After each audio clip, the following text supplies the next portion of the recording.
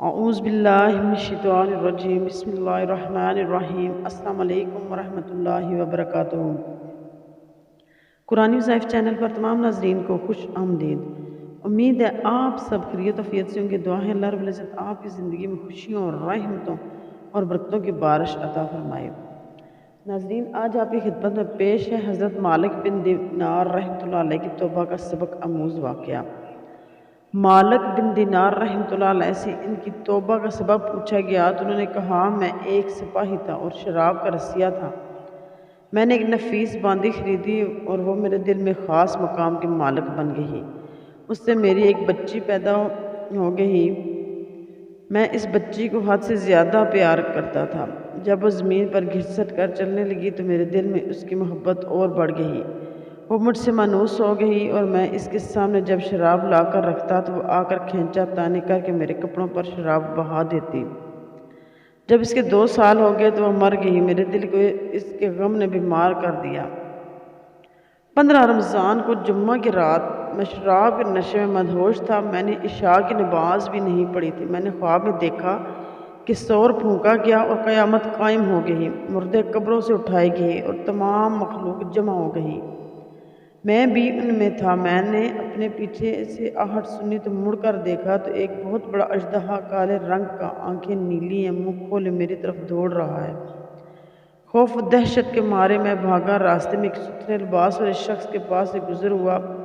میں نے سلام کہا۔ اس نے جواب میں کہا، بابا مجھے اس اژدہے سے پناہ دو، تجھے اللہ تعالیٰ پناہ دے گا۔ وہ بوڑھا رونے لگا اور کہا، میں کمزور اور ضعیف ہوں اور یہ اژدہا زبردست ہے، میرے بس میں نہیں، آگے چلو اور بھاگو، شاید اللہ تعالیٰ تیری نجات کی صورت بنا دے۔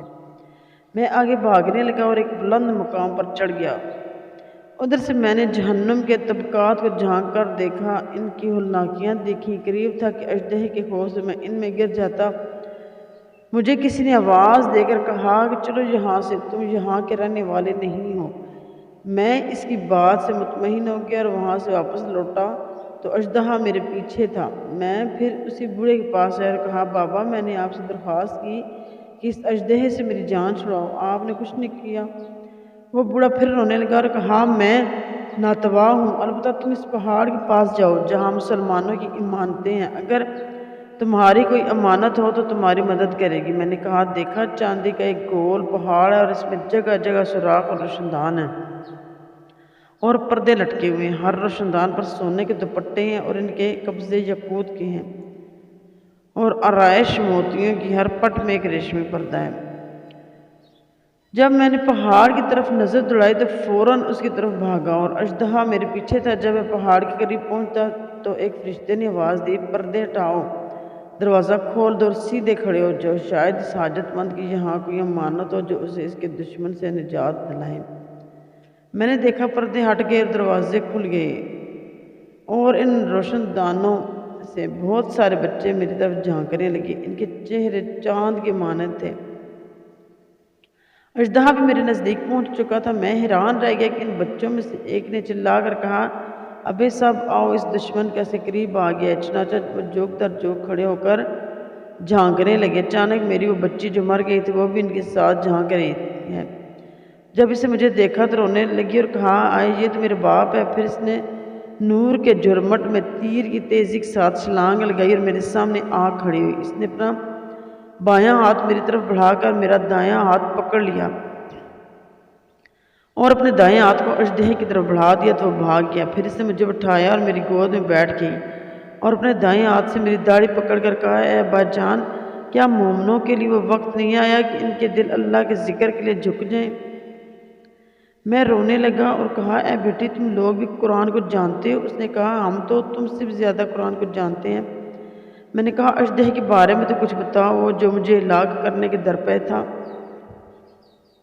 اس نے کہا، وہ تیرا برا عمل ہے جس کو تو نے طاقتور بنایا ہے اور تجھے وہ جہنم کی آگ میں ڈبونا چاہتا ہے۔ میں نے کہا، اس بوڑھے کے بارے میں بتاؤ جو راستے میں ملا۔ اس نے کہا، وہ تیرا نیک عمل ہے جس نے تو نے اتنا کمزور کر دیا کہ وہ برے عمل کا مقابلہ نہیں کر سکتا۔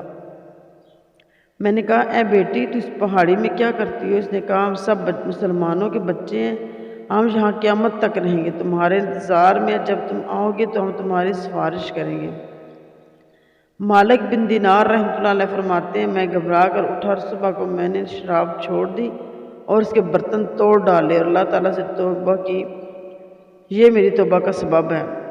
اس سے معلوم ہوا کہ اولاد اگر بچپن میں فوت ہو جائے تو مایوس نہیں ہونا چاہیے بلکہ اللہ کی مرضی پر راضی رہنا چاہیے، کیونکہ یہی نابالغ اولاد آخرت میں کام آنے والی ہے۔ جیسے کہ اس واقعے سے سبق ملتا ہے، اللہ تعالیٰ ہم سب کو عمل کرنے کی توفیق عطا فرمائے، آمین یا رب العالمین۔